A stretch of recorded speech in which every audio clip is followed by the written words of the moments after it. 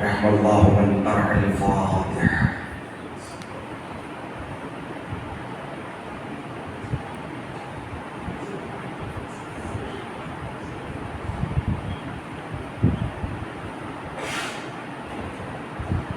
لا حول ولا قوة إلا بالله العلي العظيم.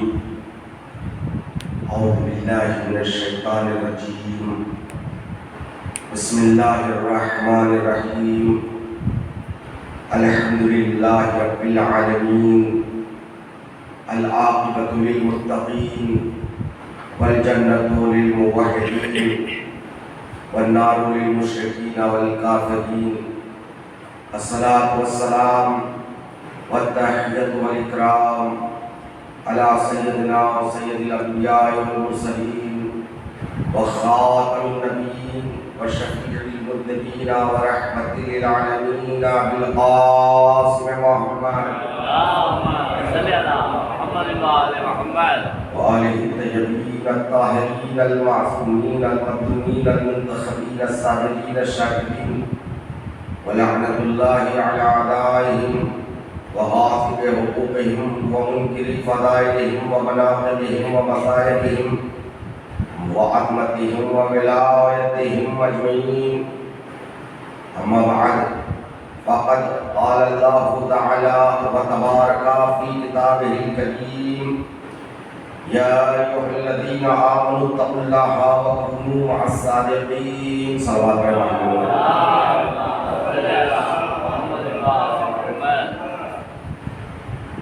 آج کی یہ دوسری نشست ہے.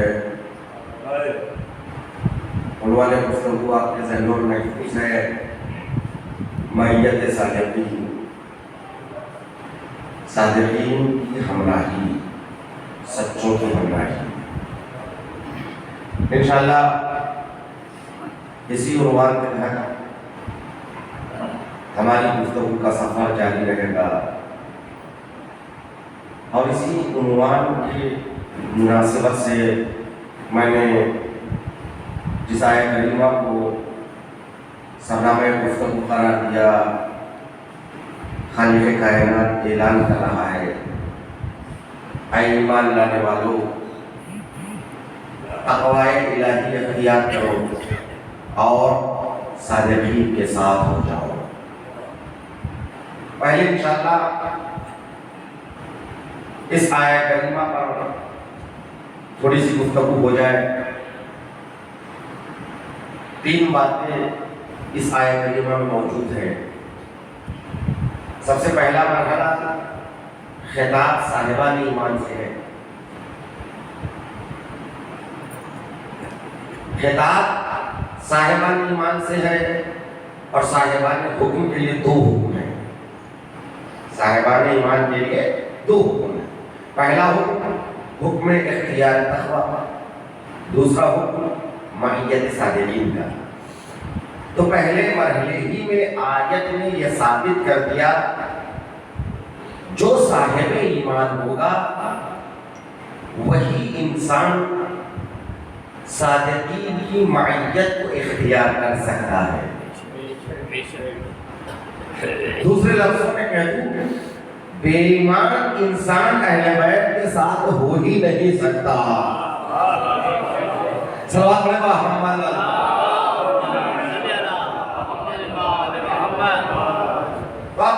ضروری ہے کہ ہم ایمان کے مرحلے پر ہیں کہ نہیں ہیں، خود کو چیک کریں. آیات کی روشنی میں، احادیث معصومین کی روشنی میں ایمان ہے کیا؟ وہ جوہر حیات جو ایمان ہے، یہ لفظ ہے آمنہ سے، الف میم نون، اس کا اصل ہے، جس کے معنی ہے اطمینان، امنیت. یہ لفظ ہے خوف کے مقابل میں، خوف کے مقابل میں امن ہے۔ یہ باب مصیفی میں جب اس کو لے جاتے ہیں، عربی جو حضرات جانتے ہیں ان کے لیے آمنا ہوتا ہے، آمنا جس کے معنی ہے آمنا یؤمنو ایمانا، جس کے معنی ہے لغت میں تصدیق کرنا۔ اب اصطلاح میں الگ الگ تعریفیں ہوئی ہیں ایمان کی، ان تمام تعریفوں کو یکجا کر کے اگر میں کہنا چاہوں تو ایمان کسے کہتے ہیں؟ ایمان یعنی خدا کے بھیجے ہوئے تمام انبیاء اور نبی آخر کے ذریعے جو کچھ ہم تک آیا ان تمام چیزوں پر اعتقاد رکھنا، دل سے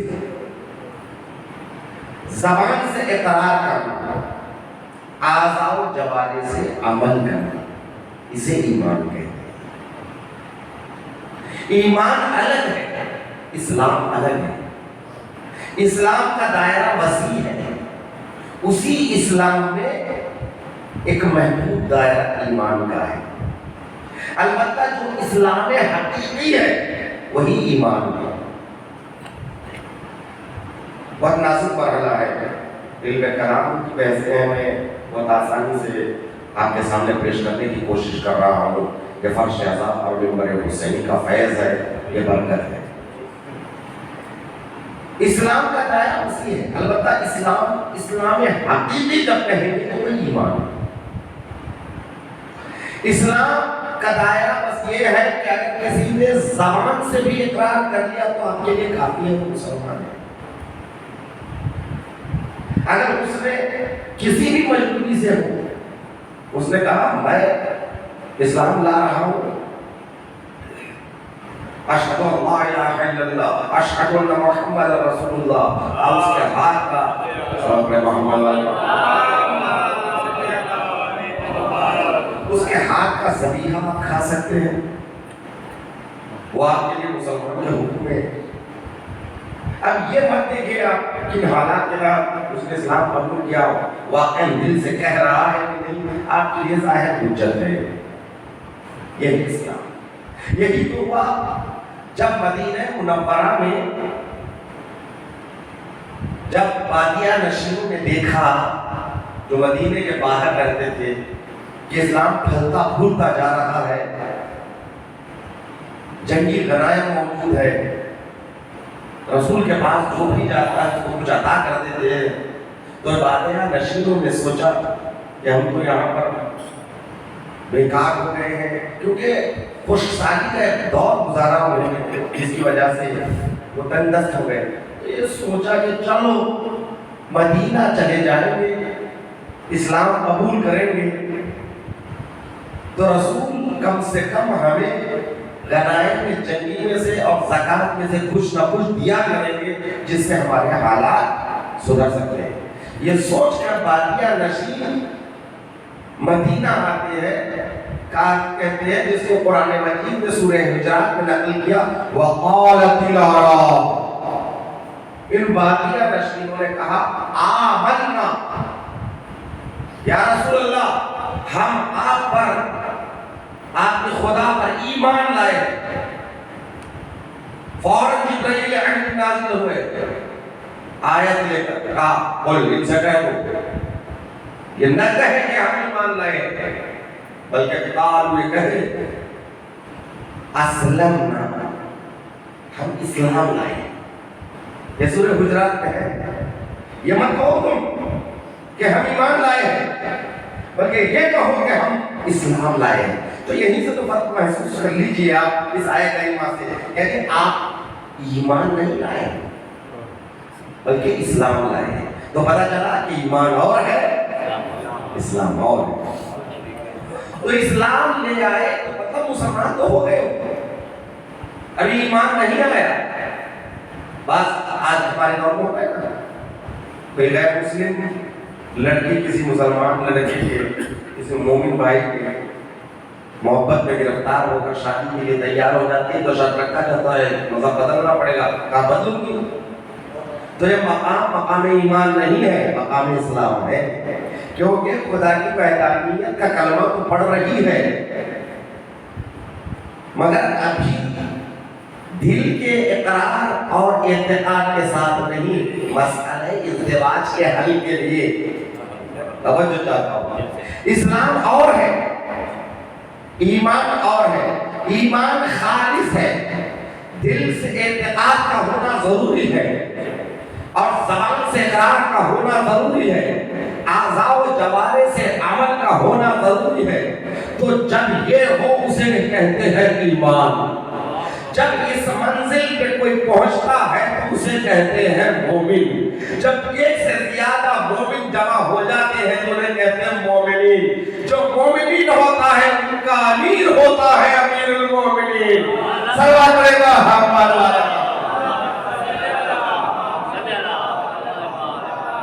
تو جو علی ہے نا وہ امیر المومنین ہے، مومنین کا امیر ہے. تو یہ واقعہ دیکھیے، یہاں اس آیت کو دیکھیے، سب سے حکم پہلا جو ہے، جو پہلی بات ہے گفتگو کا آغاز صاحبان ایمان سے خطاب ہے تو مومن ہونا ضروری، اس لیے کہ جس کے ساتھ جانا ہے وہ امیر المومنین ہے. اس کے بعد کا مرحلہ وَاتَّقُوا اللَّهَ اور تقوی الہی اختیار کرو. متقی ہونا ضروری ہے، اس لیے کہ جس کے پیچھے جانا ہے وہ امام المتقین ہے، امیر المومنین ہے، امام المتقین ہے. دنیا نے کئی امیر المومنین بنائے اور آج تک بناتے چلے آ رہے ہیں. پڑوسی ملکوں میں دیکھیے جس نے 4 آدمیوں کا ایک لشکر بنا لیا تو وہ امیر المومنین بن گیا. غاروں میں چھپا ہے امیر المومنین بنا ہے. یہی نہیں، اب تو سعودیہ کے بادشاہ بھی خود کو امیر المومنین کہلوانا چاہتا ہے. کس کے دم پر؟ اسرائیل کے دم پر، یہودیت کے دم پر، امریکہ کے دم پر. مومنین کا امیر بن رہے ہیں مگر بنانے والا اسرائیل.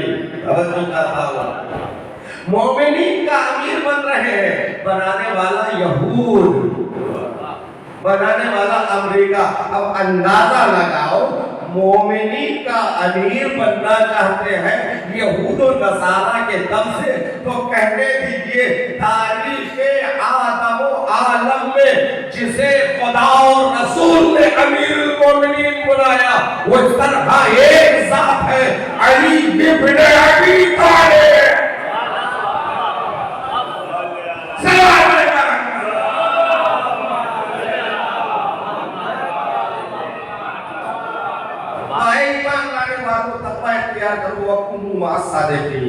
ایمان 3 طرح کی ہے، الگ الگ قسمیں ہیں. ایمان مستقر، اس ایمان مستودع. میں تمام بحثوں میں پھر یہ تمام چیزوں میں نہیں جانا چاہتا ہوں، نہ مجالس کا تقاضا ہے کہ میں آپ کے ذہنوں کو الجھاؤں. سیدھی بات کرنا چاہتا ہوں. ایک تقسیم کے تحت ایمان کی قسم. ایمان میں بھی ذوق و شدت ہے، جس طرح نور ہے، ایمان نور ہے اور نور میں آپ کو ذوق و شدت پائی جاتی ہے. ایک چراغ کا نور، ایک لائٹ کا نور، ایک آفتاب کا نور. نور ہونے میں سب ایک ہے لیکن ان میں شدت و ذوق ہے. اس جہاں شدت و ذوق پایا جائے وہ فلسفی زبان میں اس کو کہتے ہیں مقولہ تشکیک. تو ایمان بھی ایک مقولہ تشکیک ہے. ہر ایک کا ایمان ایک جیسا نہیں ہے.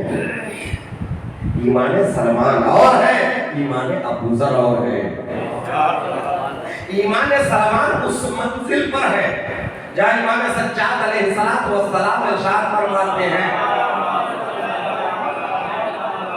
لو علم ابو ذر ما فی قلب سلمان لقتلہ.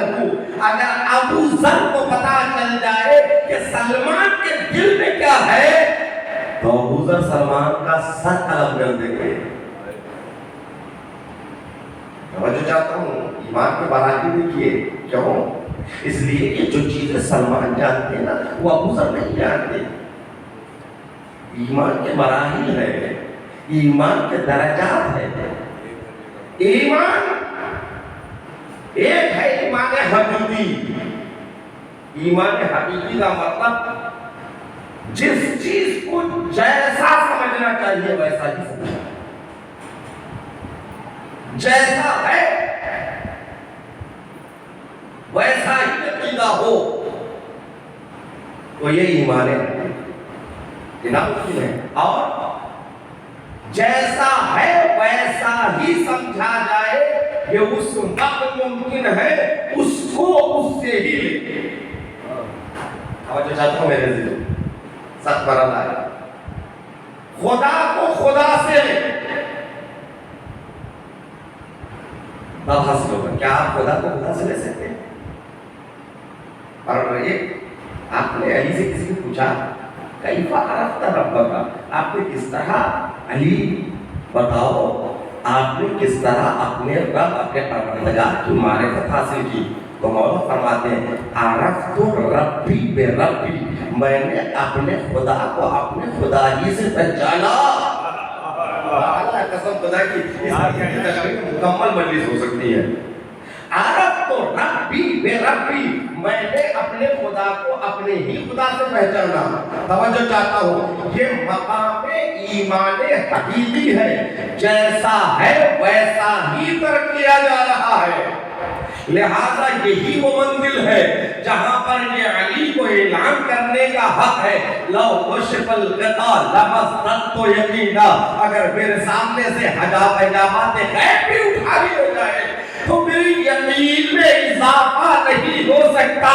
کیوں؟ اس لیے پہلے ہی مرحلے میں جیسا تھا ویسے ہی سمجھا. اگر میں اس چیز کو اگر دور سے دیکھتا اس روضے کی شبیہ کو تو کچھ چھوٹی چھوٹی چیزیں مجھے نظر نہیں آتی، مگر جیسے جیسے نزدیک آتا تو چھوٹی چھوٹی نظر آتی ہے. اگر کوئی یہاں پر ڈاٹ ہے تو دور سے نظر نہیں آتا، نزدیک آ جاؤں گا تو پھر وہ ڈاٹس بھی نظر آئیں گے. تو عزیزان محترم، دور سے جب دیکھیں گے جیسا ہے ویسی ہر چیز آپ کی نگاہ کے احاطے میں نہیں آ رہی ہے. جیسے جیسے قریب آئیں گے ویسے ویسے جیسی ہے ویسی چیزیں آپ کی نگاہ میں آ جائیں. پھر بھی ناممکن ہے نزدیک سے دیکھتے ہوئے کوئی چیز آپ کی نگاہ کے گرفتار ہونے سے بچ جائے، مگر علی کو ساتھ ہے جیسا ہے ویسے انہوں نے ضرب کیا. اسی لیے تو علی نے کہہ دیا پورے حجابات غیبی میرے سامنے سے ہٹا لیے جائے تو میرے یقین میں کوئی اضافہ ہی نہیں ہو سکتا. میں نے خدا کو خدا سے پہچانا. سلام اللہ ہے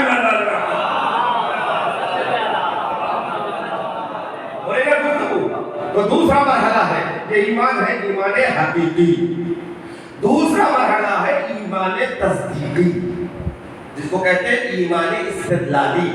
ایمان استدلالی کسے کہتے ہیں؟ مخلوقات سے خالق کو پہچاننا، مصنوعات سے صانع کو پہچاننا، آثار سے صاحب اثر کو پہچاننا. توجہ چاہتا ہوں، یہ ہے ایمان استدلالی. کسی نے پوچھا مولا کائنات سے امام جعفر الصادق علیہ السلام ما الدلیل علی صانع العالم. اور توحید پڑھ رہا ہوں، ایمان کے حوالے سے جوانوں بہت ضروری ہے. ما الدلیل علی صانع العالم، کیا دلیل ہے کائنات کے بنانے والے پر، اس کے وجود پر، اس کی موجودگی پر؟ مولا فرماتے ہیں الباء تدل علی البین وآثار القدم تدل علی المسافر. بار کہتے ہیں اونٹنی کی مینیاں، اونٹنی کی مینیاں اس بات کی دلیل ہے کہ اونٹنی موجود ہے. توجہ چاہتا ہوں میرے عزیزوں، اونٹنی کی مینیاں اگر آپ نے دیکھا تو اس بات کی، کیونکہ اونٹ چرانے والے لوگ تھے، جیسی فکر ویسی مثال. توجہ چاہتا ہوں میرے عزیزوں، آپ سوچ رہے ہوں گے مولا نے کہاں یہاں سے کہاں سے مثال اٹھائی؟ دیکھیے یہی ہم کو مولا کائنات سلیقہ اطاعت سمجھا رہے ہیں. کلم الناس علی قدر عقولہم، لوگوں سے گفتگو کرو ان کے عقلوں کے مطابق. اگر کوئی بہت پڑھا لکھا ہے تو اپنے علم کا اظہار کرنا علمی مجلس نہیں ہے، بلکہ لوگوں کے معیار علم کو بلند کرنا علمی مجلس ہے.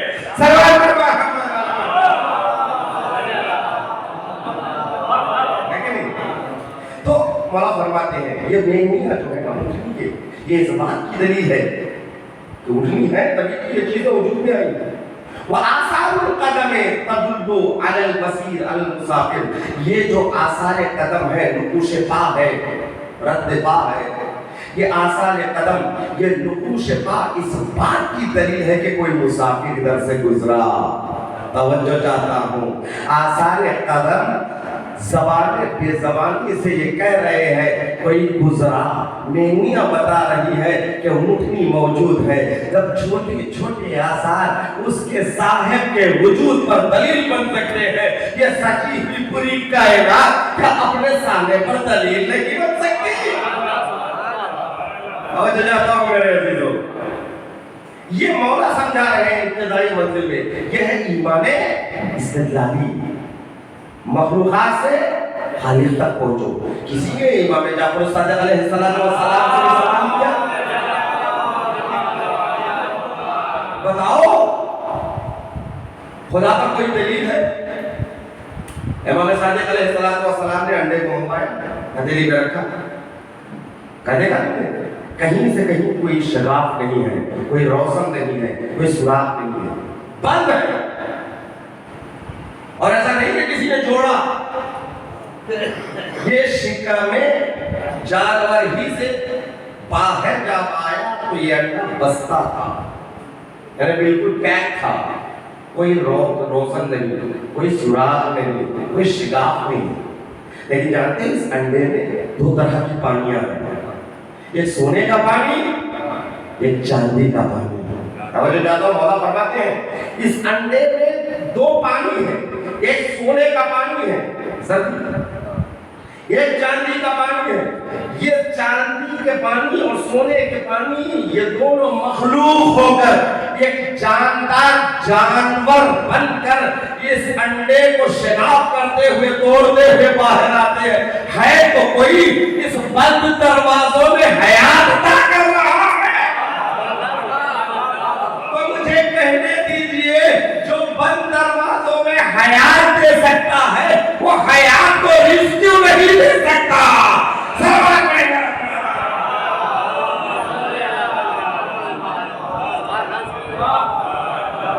میں اس سے بہتر سوال کروں گا محمد والا.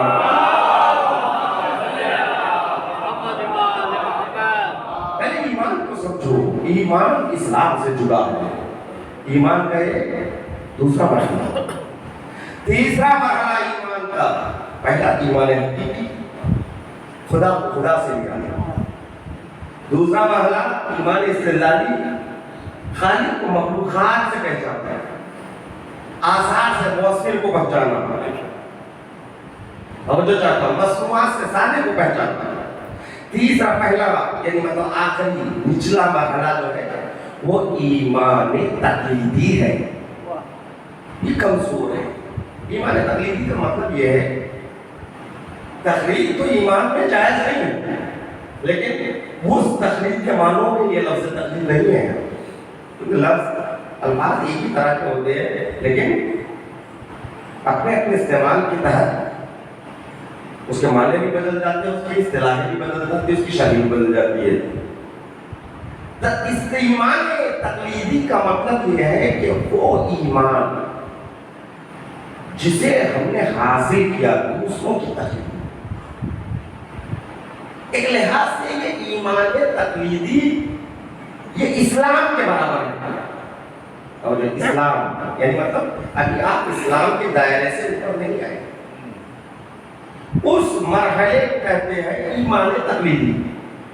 مسلمانوں کو کبھی کبھی مومن بھی کہا گیا ہے، تو کس لیے کہا ہے کہ ایمان تقلیدی والے ہیں. ایمان تقلیدی کا مطلب یہ ہے کہ کسی اور کو مومن ہوتے ہوئے دیکھا، ان سے سنا بھائی کس طرح کے مومن ہیں، اس نے اپنے دلیلیں پیش کیا، میں نے بھی اس دلیل کو قبول کر لیا،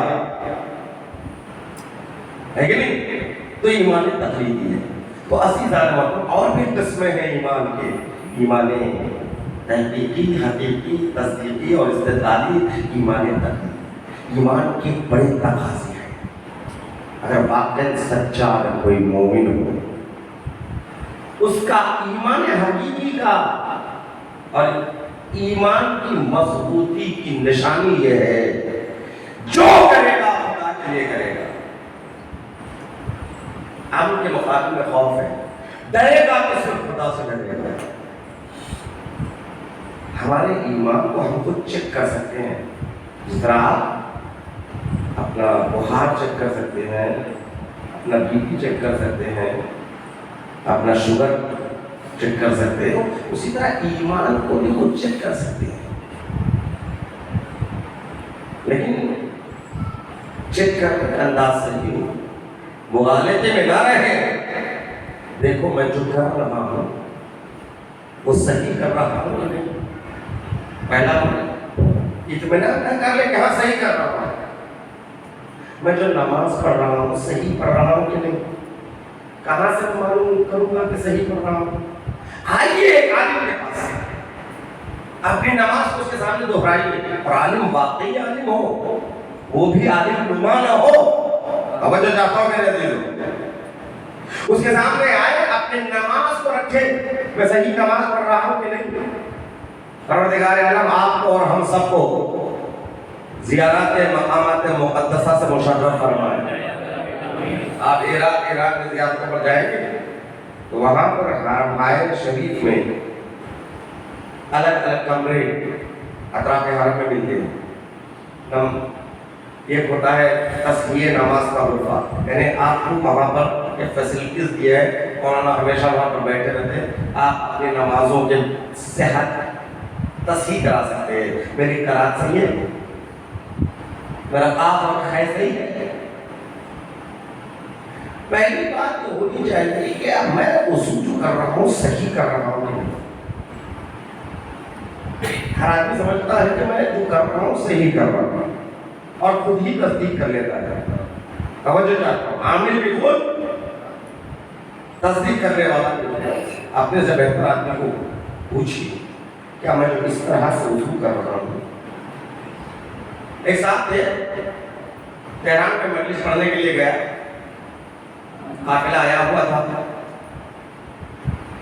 عمرہ کرتے ہوئے، بہت پرانی بات ہے، بزرگ تھے تقریباً، بزرگ تو بہت زیادہ بھی نہیں، مطلب 70 اور 60 کے درمیان تھے، وظیفہ یاد تھے، ریٹائر ہو کر انہوں نے جو کچھ ان کو پیسہ ملا اسے جو زیارت عمرہ و زیارت کے لیے آئے، مومن تھے، متدین تھے، دیندار تھے۔ جب میں دیکھ رہا تھا تو انہوں نے اسی کے ہاتھ کو اس طرح ہوا، پھر بائیں ہاتھ کو صحیح کر، پھر اس کو اٹھا کے نکل گئے۔ دل کا کیسے سمجھا؟ اس ہاتھ پر جب پانی ڈال دیا پھر یہ ہاتھ اس پر نہیں آنا چاہیے۔ دل کا ان سے باتیں کرنے لگا، آپ کہاں سے ہیں، کون ہے، کیا ہے۔ نماز سب سے پڑھتے تھا، بچپنے سے پڑھتا ہوں، بچپنے سے نماز کیا تھی، نماز نہیں تھے، دیندار تھے۔ کاکا بلا بھی جا کر آ چکے، تخلیق کا مسئلہ پتہ نہیں، عمرہ بھی کر لیا، دیندار ہے۔ لیکن جو جیسے جو لوگ کرتے تھے کرتے رہے ہیں اس طرح وہ آگے بڑھتے چلے، کبھی اپنے دین سے متعلق معلوم کرنے کی کوشش نہیں کی، کیا میں صحیح ہوں میدان عمل میں۔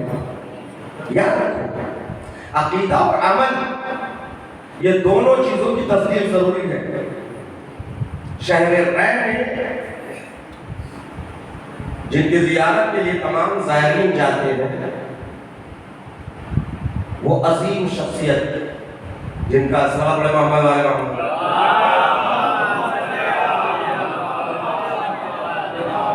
یہ صحابہ ائمہ کی یہ روش تھی کہ جو امام کی خدمت میں جاتے تھے میرا توحید پہ یہ عقیدہ ہے، نبوت پہ عقیدہ ہے، امامت و قیامت پہ عقیدہ ہے، میرا یہ عمل ہے، کیا میں صحیح ہوں؟ ان تصدیق کروا دیتے عالم کہتا ہاں تمہاری نماز صحیح ہے، تمہارا وضو کا طریقہ صحیح ہے، تب سمجھو۔ یا تو کوئی عالم بتائے پوری طرح غور سے سنو۔ دیندار ہونے کے باوجود بھی مجھے پتا نہیں کہ صحیح وضو کس طرح کیا جائے، تو لہذا آج معاشرے کی تبدیلی، آج معاشرے کی مصیبت یہی ہے کہ لوگ دیندار بھی ہوتے ہیں تو فیس بک اور واٹس ایپ سے دیندار بننا چاہتے ہیں۔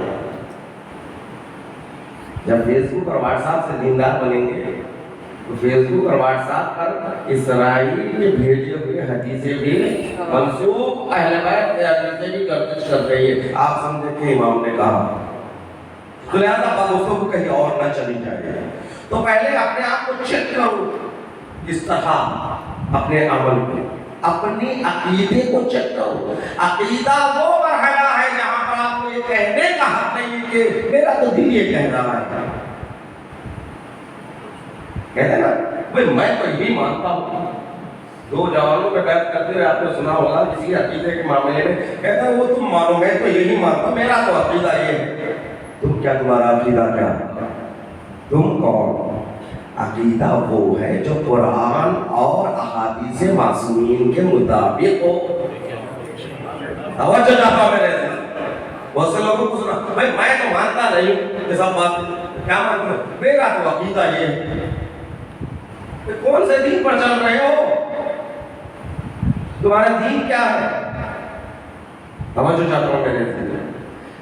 ایمان وہ ہے جو کرے خدا کے لیے کرے۔ چیک کرو اپنے آپ کو، کسی کو خوش کرنے کے لیے تو نہیں کر رہا ہوں، مجلس میں آ رہا ہوں تو ایسا نہیں ہے کہ رضا بھائی کو منہ دکھانا ورنہ کل پوچھ لیں گے کہ کیا زور کی مجلس میں آئے نہیں،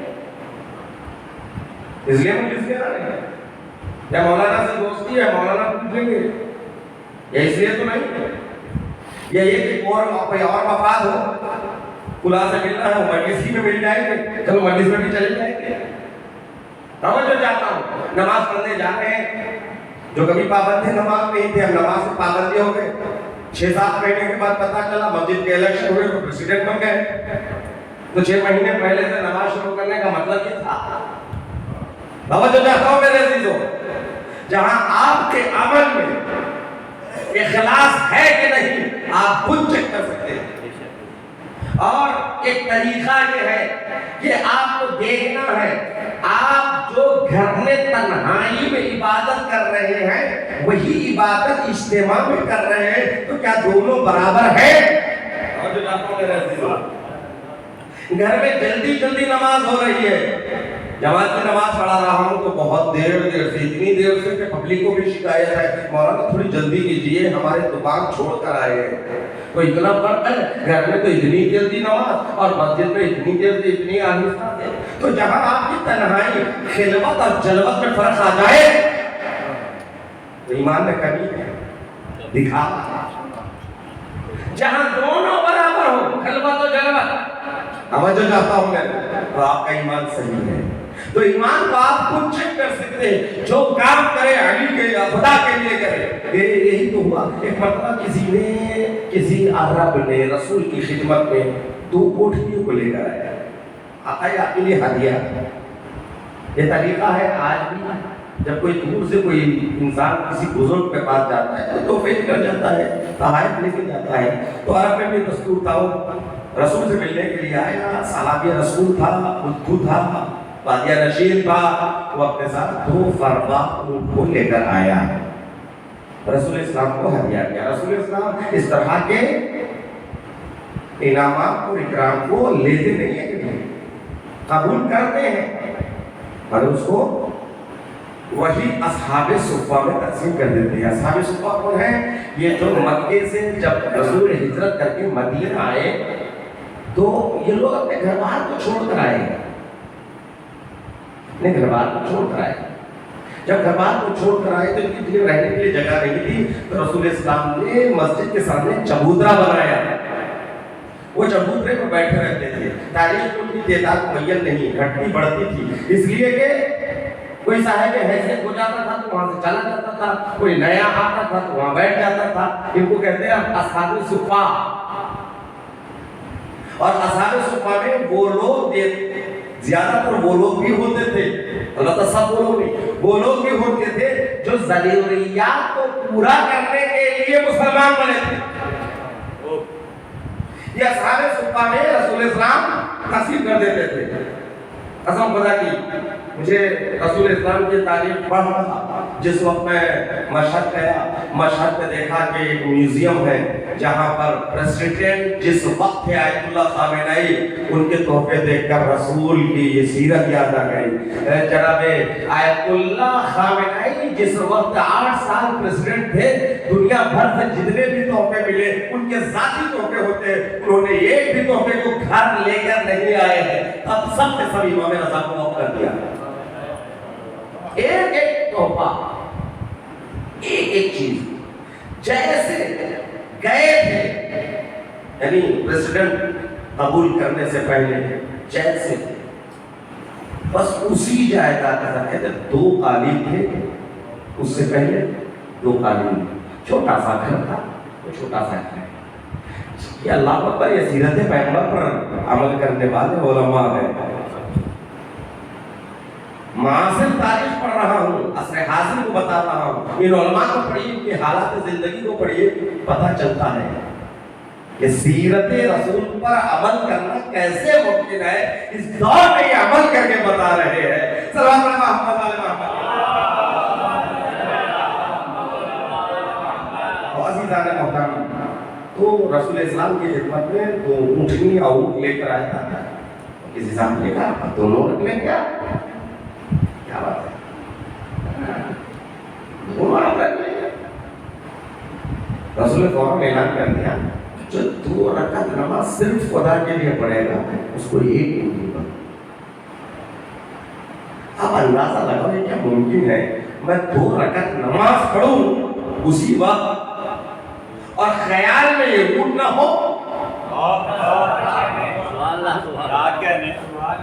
میں پڑھ کے بتا سکتا آپ کو اس کو نماز پڑھنا ہی اس بات کی دلیل ہے کہ آپ یہ لینا چاہتے ہیں.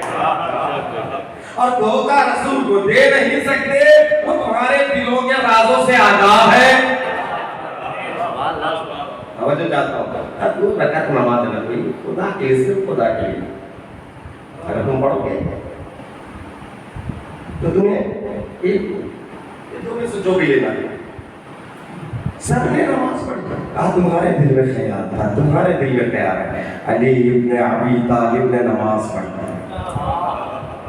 لیکن جیسے ہی نماز ختم السلام علیکم ورحمۃ اللہ، فوراً نماز کے فوراً بعد دل میں خیال ہے یہ لوں کہ وہ لوں. توجہ چاہتا ہوں میرے دل، یہ والا انتخاب کروں، وہ والا انتخاب کروں. رسول نے کہا یا علی مبارک ہو، نماز تم نے صرف اور صرف خدا کے لیے پڑھی. اللہ اکبر. آپ تصور بھی کر سکتے نہیں کہ حالات میں نماز پڑھے یہ خیال نہ ہو. یہ وہی پڑھ سکتا ہے جس کے پیروں سے تیر نکالی جائے اور پتہ نہ چلے. سلام محمد علیہ محمد.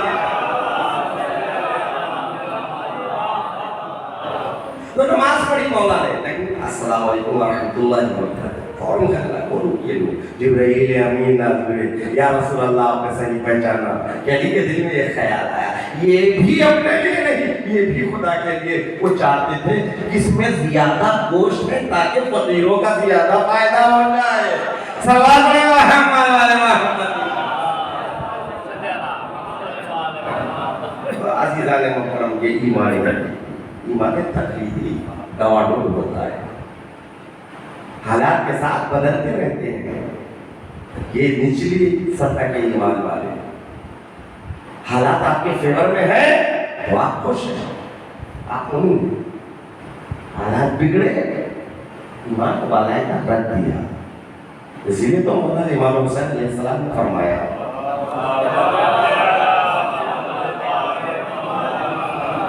دین لگلگے زبانی ہے. جب مشکلات سامنے آتے ہیں تو بہت کم لوگ دیندار رہ جاتے ہیں. شریعت یہ کہہ رہی ہے کہ مولانا گھر کا یہ حصہ آپ کا ہوگا، فلاں کا نہیں ہوگا. کیونکہ شریعت یہ چیز مجھے دلا رہی ہے، تمہیں دیندار ہو. میں بات شریعت کی کہتا ہوں، آپ شریعت کے مطابق تفسیر کیجیے، آپ شریعت کے مطابق فیصلہ کیے. میں اتنی مرتبہ شریعت اس لیے نہیں کہہ رہا ہوں کہ میں شریعت مدار ہوں، دیندار ہوں، اس لیے کہ شریعت اس وقت میرے فیور میں ہے.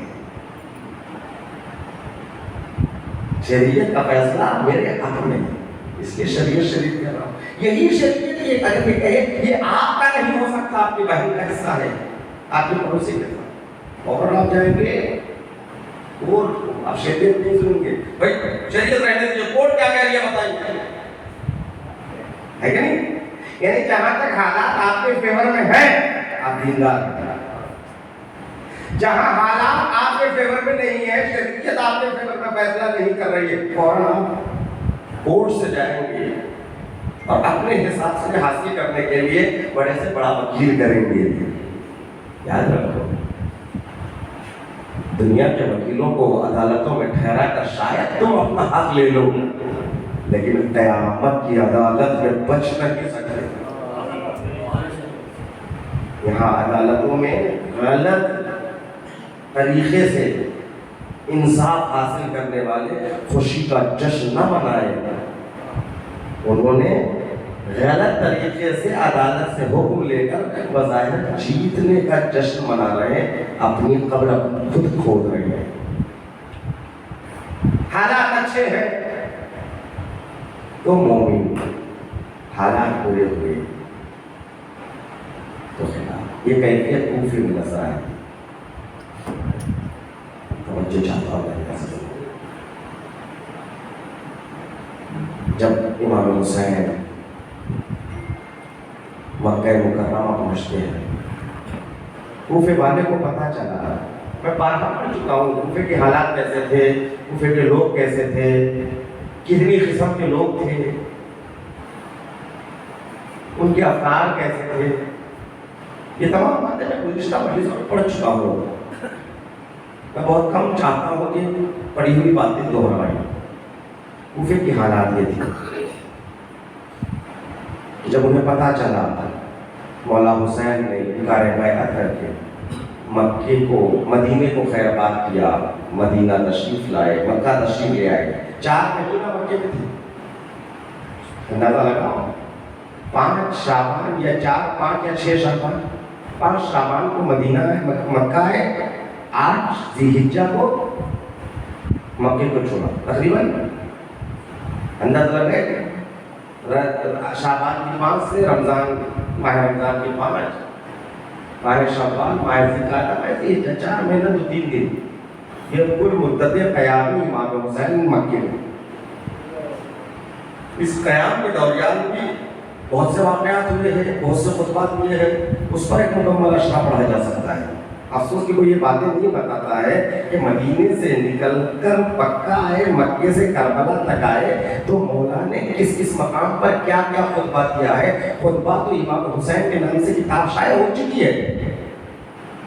جو لوگ شورا حضرات اساتذہ موجود ہیں، جو لوگ شاعری کرتے ہیں، ان کے لیے ضروری ہے کہ امام حسین کی خطبات کا مطالعہ کرے تاکہ ان باتوں کو اپنے شعری پیکر میں لا سکے. لیکن اس وقت مولا مکے میں آئے، پتہ چل گیا تھا کوفے والوں کو. کوفے والوں نے اجتماع کیا، اجتماع کر کے پہلا خط لکھا. سلیمان ابن سرد خزائی، یہ وہ شخصیت ہے جن پر مکمل ایک مجلس تو کم سے کم ہو سکتی ہے.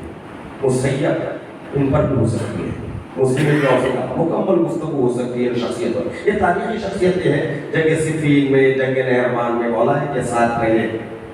پھر بعد کربلا بھی یہ جو ہے ان کا کردار کیا تھا. یہ تمام باتیں ایک شخصیت پر ایک مجلس ہو سکتی ہے. یہ سب شخصیتیں جمع ہوئی، بزرگ کوفے کے بڑے لوگ، صاحبان حیثیت، اپنے اپنے قبیلے کے بڑے، ان سب نے خط لکھا، آقا آپ کوفہ تشریف لے آئیے. وما علینا الامام، ہمارا یہاں پر کوئی رہبر نہیں ہے، اگر آپ تشریف لا جائیں تو پروردگار عالم لعل اللہ ان یجمع علی الحق والہدی، امید ہے کہ پروردگار عالم ہمیں حق اور ہدایت پر جمع کر دے گا. توجہ چاہتا ہوں میرے خط پر خط گئے، خط پر خط گئے. پہلا خط جو کوفے سے مکہ پہنچا 10 رمضان، اس کے بعد لوگوں کے روایت کے مطابق 10,000 خط پہنچے، اور ان میں سے کچھ لکھنے والے رائٹرز ایسے بھی تھے جو حالات بدلے تو لشکر یزید میں نظر آئے تھے. شہباز ابن ربیع یہ وہ لوگ تھے جنہوں نے الگ خط لکھا، مولا کو آئیے تشریف لے آئیے، پھل پک چکے ہیں، باغات ہرے بھرے ہیں، فوارے جاری ہیں، یہ زمین ہم کی انتظار میں ہے. لیکن جیسے حالات بدلے، نفع دیکھا، دشمن کے لشکر میں آئے، یہاں تک کہ لوگ کربلا میں فرات میں متعین تھے کہ ذمہ داری تھی ایک قطرے آب خیبر حسینی تک نہ پہنچا. اندازہ لگاؤ یہ حسین کو بلانے والے لوگ ہیں. اللہ اکبر. امام حسین نے 15 ماہ رمضان کو اپنے بھائی کو بھیجا. قد نفست الیکم اخی وابن عمی وثیقتی من اہل بیتی، میں تمہارے طرف روانہ کر رہا ہوں ابن عم میرے بھائی، چچا زاد بھائی کو، اور اسے جو میرے اہل بیت میں بابھروسہ ہے. حسین جس پر بھروسہ کرے اسے مسلم کہتے ہیں. گئے مسلم، 18,000 افراد نے دست مسلم پر حسین کے لیے بیعت کیا ہے. یہ بیعت جو ہے نا، یہ مسلم کے ہاتھوں پر نہیں ہو رہی، ظاہر ہاتھ حسین مسلم کا ہے، بیعت حسین کی. یہ آج کچھ لوگ یہ کہتے ہیں کہ تقلید کرنے کا مطلب عالم ملا کی سننا ہے، مولوی کا سننا ہے، حدیثوں پر عمل کرنا یعنی مولا کا ماننا. یہ جو مجتہدین ہے نا، اپنے گھر سے کچھ نہیں کہتے، زبان ان کی ہے، گفتگو اہل بیت کی ہے. جس طرح ہاتھ مسلم کا ہے بظاہر، مگر حقیقت میں یہ ہاتھ حسین کا. توجہ چاہتا ہوں میرے سے 18,000 افراد نے مسلم کے ہاتھوں پر جب بیعت کی تو خوش ہو گئے. مسلم قلم اٹھایا، اپنے مولا کو لکھا، آقا مکے سے جلد از جلد کوفہ تشریف لے آئے. کوفہ آپ کے استقبال کے لیے بے چین ہے. مرتے دم تک مسلم کو اسی بات کا کر افسوس تھا میں نے مولا کو بلائے.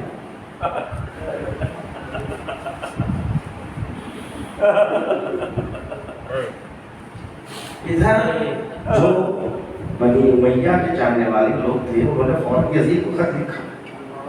جب جناب مسلم آئے 18,000 بیعت کرنے والوں نے بیعت کی تو یہاں پر پھر اس نے چاہنے والے جو بنی امیہ کے تھے انہوں نے خط لکھا، اے یزید، اے فرزند معاویہ، تیرے حدود مملکت سے اب کوفے کا نقشہ ختم ہو جائے گا، کوفہ تیرے ہاتھ سے چلا جائے گا. حسین آ رہے ہیں، فوج بنے گی اور کوفے والے ساتھ دینے کے لیے تیار ہے، پھر آہستہ آہستہ تیری مملکت ختم ہو جائے گی، کوئی تدبیر کر. فوراً یزید نے بصرہ خط لکھا. بصرہ میں عبید اللہ ابن زیاد وہاں کا گورنر تھا. کوفے کا گورنر نعمان ابن بشیر تھا جو کمزور تھا. کمزور کا مطلب فیصلے ظالمانہ ویسے نہیں لے پاتا تھا جیسے ابن زیاد لیتا ہے. ابن زیاد کو لکھا ہے، ابن زیاد جلد سے جلد بصرہ کی گورنری کسی کی سپرد کر کوفہ. نعمان ابن بشیر کو معزول کر دیا گیا. کوفے میں ابن زیاد آیا. توجہ چاہتا ہوں، یہ 18,000 بیعت کرنے والے جن میں کچھ تو مومن بھی تھے لیکن ایمان تقلیدی تھا. توجہ چاہتا ہوں، جب آیا تو حاشی کا لباس پہن کر، سر پہ امامہ رکھ کر، رات کی تاریکی میں جب داخل ہوا، لوگوں کو پتا ہے حسین آنے والے ہیں. اس نے حسین کی ظاہری شباہت اپنا کر جب کوفے تک آیا تو لوگ حسین سمجھ کر استقبال کو آتے گئے. وہ ایک ایک کا چہرہ دیکھتا رہا, کون ہے جو حسین سمجھ کر استقبال کر رہا ہے. جیسے ہی تاج محل کے دروازے تک پہنچا, حلق کو نکالا, کہا خبردار جس کے گھر میں مسلم پناہ گزین ہوں گے میں اس کا سر قلم کر دوں گا. راتوں رات قبیلوں کے سرداروں کو بلایا, سکھوں کے وسطوں کو خریدا. جوان جو بے چین تھے مسلم کا ساتھ دینے کے لیے عورتوں کی ایک انجمن بنائی, عورتوں کو گھر گھر بھیجا. کہو یزید کی فوج آنے والی ہے, سوائے مرنے کی کوئی راہ چارہ نہیں. مر جاؤ گے تو تم بیوہ ہو جاؤ گی, بیوہ ہونے کے بعد تم کو کنیزی میں جانا پڑے گا. پھر سوچو تمہارا کیا حال ہوتا. عورتیں اپنے شوہروں کے سامنے لیٹ گئی ہیں, اگر تمہیں جاننا ہے تو پہلے ہماری جان لو. یہ حالات کوفے کے پیدا کر دیے گئے. مسلم تو آئے تھے مگر ابن زیاد کے آنے کے بعد حالات بدل گئے. کوئی اب مسلم کو ساتھ دینے کے لیے آمادہ نہیں. اکیلا مسلم, اللہ اکبر, ہزاروں کا مجمع ہوتا تھا مسجد کوفہ میں, لیکن اعلان عمومی کے بعد اور خصوصی طور پر مسلم کو جس نے اپنے گھر میں پناہ دی, ان کی شہادت کے بعد اب کسی میں جرأت نہیں ہے.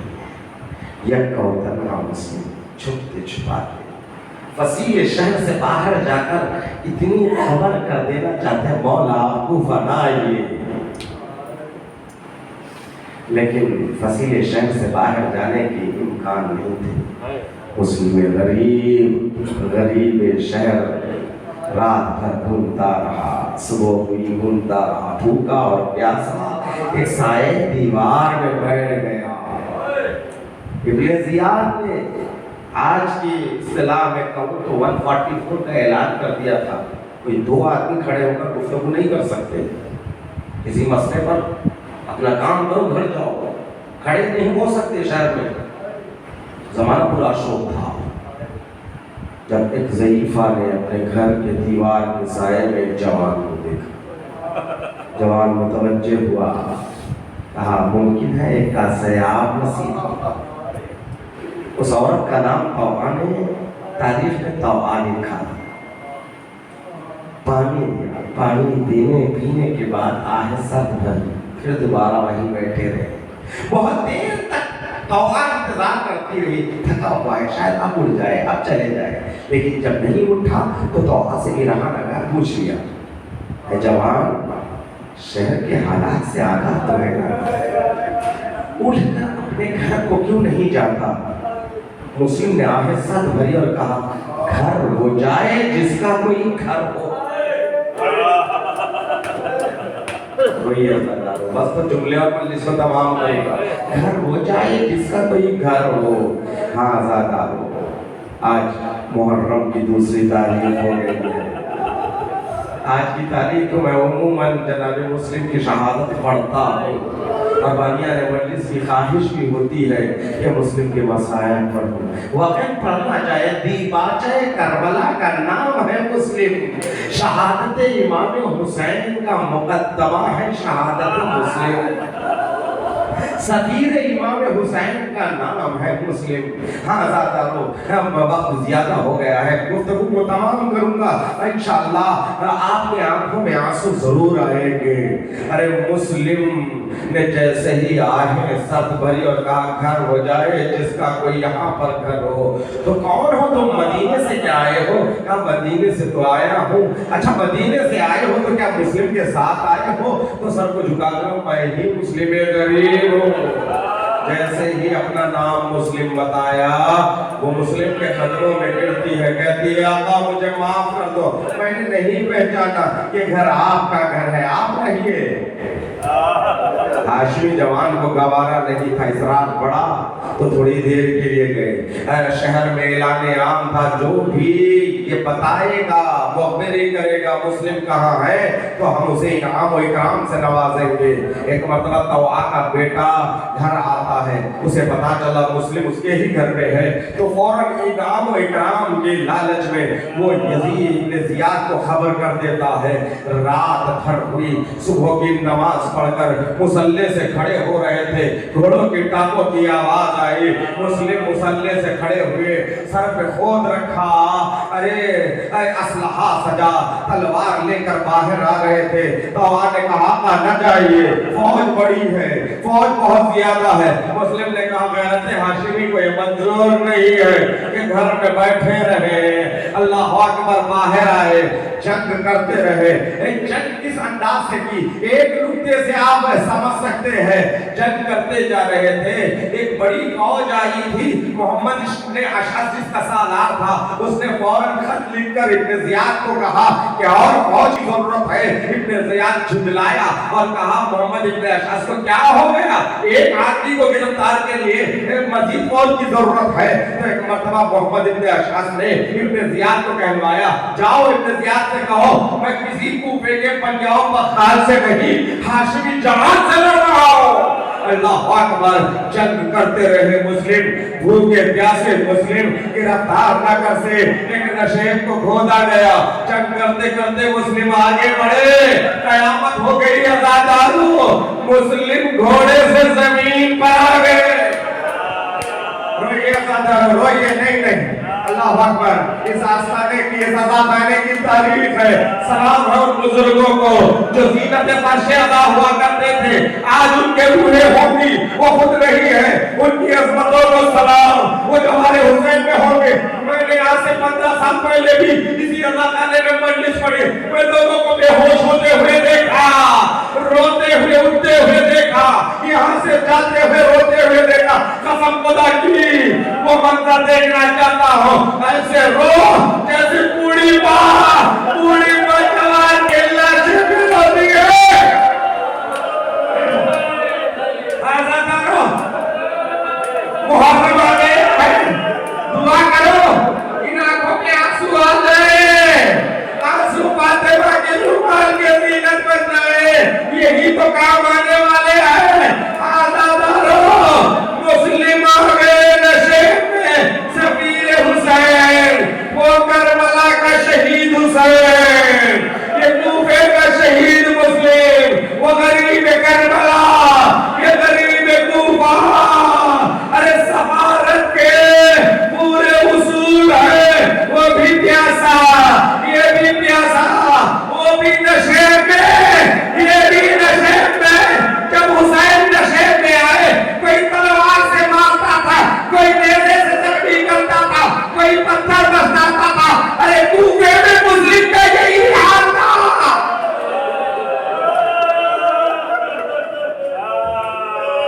کوفے کا مسلم کا یہی حال تھا۔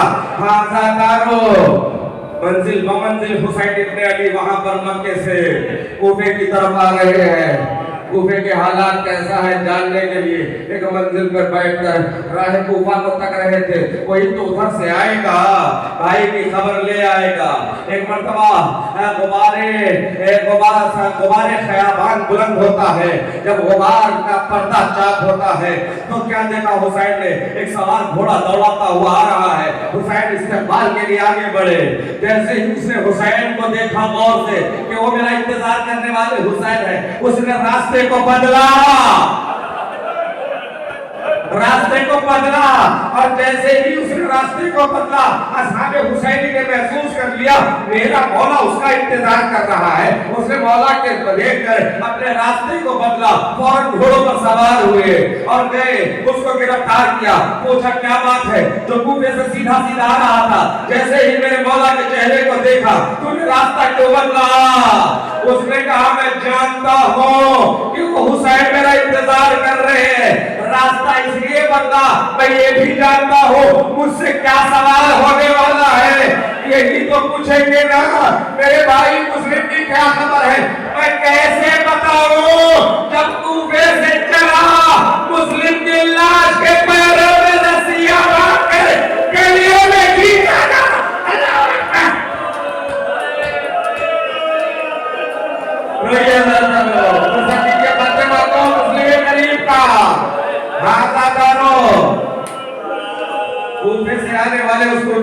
حسین کے خدمت میں لایا گیا. اس نے امامہ اتار کے کہا اِنَّا لِلَّهِ وَإِنَّا إِلَيْهِ رَاجِعُونَ. حسین سمجھ گئے, امامے کو اتارے, آنکھوں سے آنسو روا ہے. بھائی کی آج بھائی, اے مسلم, عالم غربت میں تمہاری شہادت ہو گئی. ایسی اسنا میں مسلم کی یتیمہ, مسلم کی بیٹی باہر آتی ہے. حسین نے بلایا, زانوں پر بٹھایا, دست شفقت کو پھیرا. خاندان اسم سے تعلق رکھنے والی بچی انداز سمت سے سمجھ گئی, کپکپاتے ہوئے ہونے سے کہا آقا میرے بابا کی خیر تو ہے نا. اللہ اکبر, اللہ اکبر. خدای تعالیٰ تو پر رحمت نازل کرے, کوئی غم نہ دے سوائے نبی حسین کے. رہیے قاتل پروردگار نے جلد سے جلد کربلا کی زیارت نصیب کرے. دارو, ارے انداز شفقت کو دیکھ کر اس نے پوچھ لیا قیامت اس سے بڑی یہ ہے کہ سکینہ دیکھ رہی ہے. سکینہ دیکھ رہی ہے جب کوئی بچی یتیمہ ہوتی ہے اس کے ساتھ ایسا سلوک کیا جاتا ہے. مگر ہائے کربلا, ارے سکینہ کھڑی ہے, فضاؤں میں آواز بلند ہے قتل الحسین بکربلا. سکینہ کو یقین ہو گیا میں یتیم ہو گئی, مگر کوئی پرسہ دینے کے لیے نہیں آیا. کسی نے دھماکے لگائے, کسی نے کچھ مارے. اللہ اکبر, اللہ اکبر. ہاں دارو, ہاں دارو. آوائے خبر خیمے میں پہنچی. اللہ اکبر. مسلم کی زوجہ زارو خطار ہو رہی ہے. مسلم کی زوجہ یعنی عباس کی بہن, علی کی بیٹی. تو ہاں دارو, حسین نے کہا ذرا بہن کو جا کر سمجھاؤ, تسلی دو, دلاسا دو. جذبات سے ہٹ کر میں ایک بات عرض کرنا چاہتا ہوں. پروردگار کبھی یہ موقع نہ آئے کہ آپ کو اپنی بہن کی بیوگی کا پرسہ دینا پڑے. بڑا مشکل کام ہے بھائی کو بہن کی بیوگی کا پرسہ دینا, وہ بھی ایسے اسے مظلوم کا جو مقتول ہو, جس کے شوہر کو قتل کر دیا گیا. اب عباس تو خیمے میں آئے بہن کو سمجھانے کے لیے. سمجھائے تو کیا کہہ کے سمجھائے, زارو خطار ہو رہی ہے. اتنا کہا عباس نے, بہنا جا تو کوفہ رہے ہیں نا, کوفہ پہنچوں گا, مسلم کے قاتلوں سے بدلہ ضرور لیا جائے گا. ہاں دارو, تھوڑی سی ڈھارس بندی. اے زوجہ مسلم نے آنسوؤں کو پوچھا, وقت